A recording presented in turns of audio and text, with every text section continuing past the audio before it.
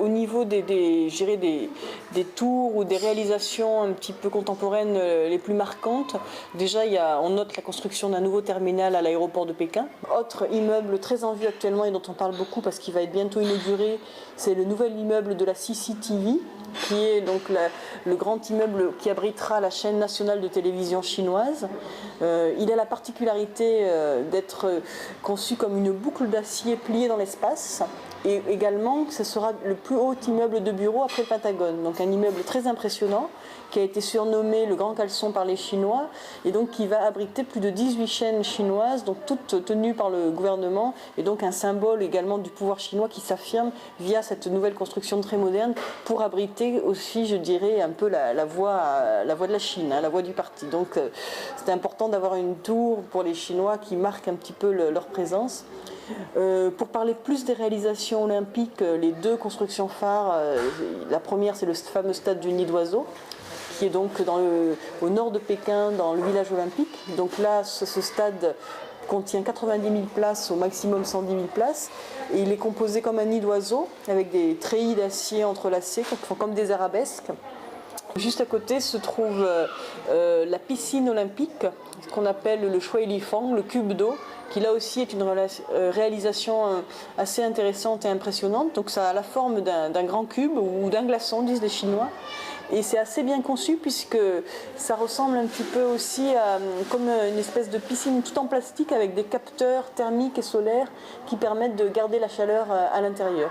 Donc là, c'est vraiment les deux réalisations, je dirais, les plus en vue, même s'il y en a eu beaucoup d'autres. Il y a eu un vélodrome qui a été construit également, et il y a eu également le Centre international de conférences pour accueillir toute la presse, donc il y a aussi un immeuble assez impressionnant qui fait partie du village olympique. Donc il y a eu beaucoup de réalisations, je dirais, un peu phares pour aussi mettre Pékin au niveau des autres villes internationales, mais donc les conséquences sont quand même justement tous ces problèmes donc de cours carrés, de routons qui ont été un petit peu sacrifiés pour faire la place à une ville qui se veut résolument moderne.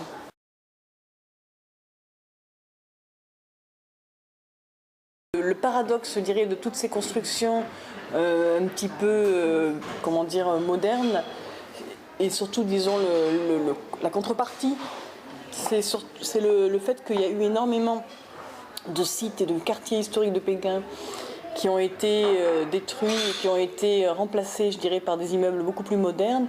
Et cela au prix vraiment de destruction assez massive, comme on avait fait à Shanghai il y a 10 ans. Donc la conséquence, c'est en fait qu'il y a énormément de personnes, de Pékinois qui vivaient là depuis leur enfance, qui ont été obligés de quitter leur maison traditionnelle. Alors à Pékin, on appelle ça les cours carrés, les seruyen, et les routong, les petites ruelles. Donc c'est vraiment ce qui constitue, je dirais, le tissu urbain traditionnel pékinois, c'est le seruyen et les routong. Et 70% de ce patrimoine urbain traditionnel a été détruit d'ores et déjà. Alors pas uniquement pour les Jeux Olympiques, il y avait déjà eu énormément de destruction qui avait commencé en amont, mais on peut dire que les Jeux Olympiques ont accéléré, je dirais, ces destructions massives.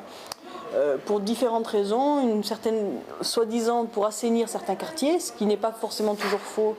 Le problème, c'est que souvent, ces personnes ont été délogées dans des conditions, je dirais, plus que sommaires, obligées de se reloger dans des banlieues, parfois à 1 à 2 heures de Pékin. Donc, c'est très difficile pour les Pékinois de souche d'accepter cela. Et ce qui m'a énormément frappé, c'est que si toutes ces ruelles, ces petits routons, ces petites cours carrées ont été énormément, je dirais, préservées au niveau de la façade, on les a souvent recrépis en gris, puisque le gris, c'est vraiment la couleur du vieux Pékin. Dès qu'on essaie de rentrer ou de regarder à l'intérieur des cours carrés, on se rend compte qu'il n'y a eu aucune protection du patrimoine et qu'en fait ces choses, tout tombe en poussière. Donc c'est vraiment du façadisme qui a été fait.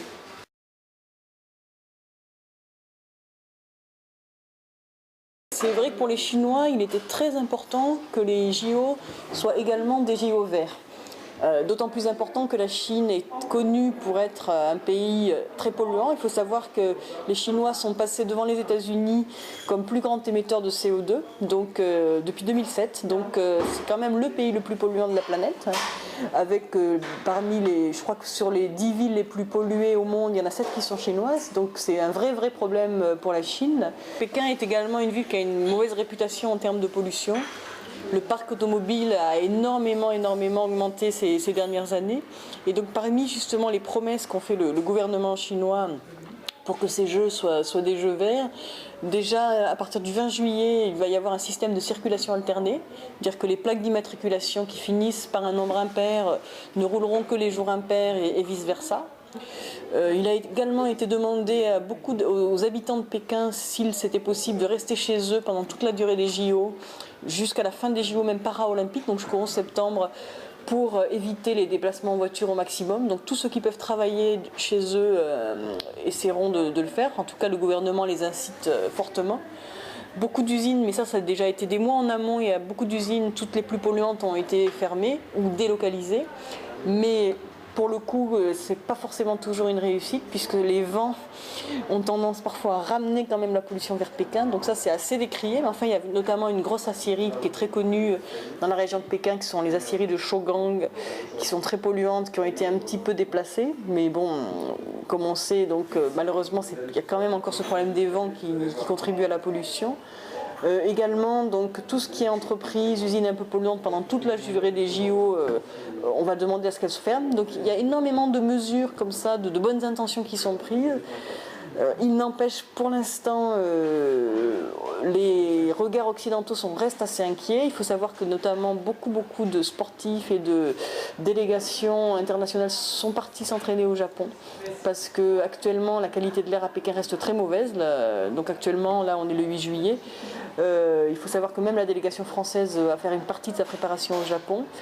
Donc on espère que d'ici l'ouverture des Jeux, ça sera mieux, mais il faut savoir que beaucoup de problèmes restent posés. Pour donner un dernier exemple, la ville de Qingdao, qui va accueillir les épreuves de voile, est envahie depuis 15 jours par des algues vertes.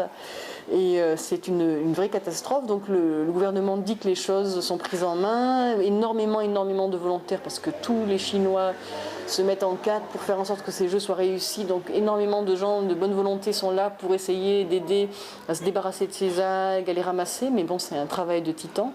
Et ça, ces algues, malheureusement, c'est aussi la conséquence d'usines polluantes, d'azote qui a été déversé dans la mer et qui se transforme en algues. Et donc c'est aussi la conséquence d'une autre pollution, mais plus industrielle, celle-là.